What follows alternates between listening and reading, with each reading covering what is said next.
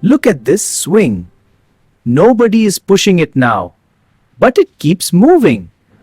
How is that possible? Here is another puzzle. The car starts from rest. Then it speeds up by itself. Where did that motion come from? Look carefully.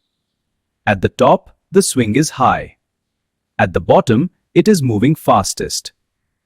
What do you notice? The car starts high. Later it moves very fast. Could these two things be connected? Let's make a prediction. What do you think happened? Did energy disappear, or did something else happen? Imagine this ball. Right now it is not moving. After release, it will move. Where will that motion come from? Here is our first clue. Objects at a height store energy. The higher they are, the more energy they can store.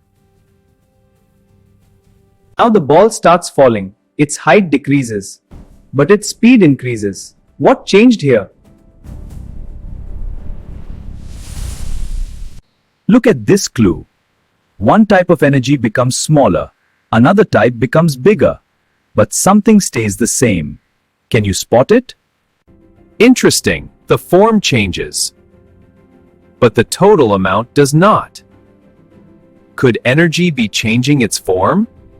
Now we can reveal the ideas. Stored energy at a height is called potential energy. Energy of motion is called kinetic energy. One can change into the other. As the swing comes down, potential energy changes into kinetic energy. The energy is not lost, it only changes form. This idea is called conservation of energy. Energy cannot be created or destroyed. It only changes from one form to another. That is the rule. Now look around you. Swings, bicycles, roller coasters, they all follow the same rule. Energy keeps changing form. Let's test this idea ourselves. A simple ball can show it clearly. Watch what happens. Here is your challenge. Which ball will have more motion energy just before touching the ground? Think carefully. Today we solved one mystery. But here is another. If energy never disappears, where does it go when a moving object stops?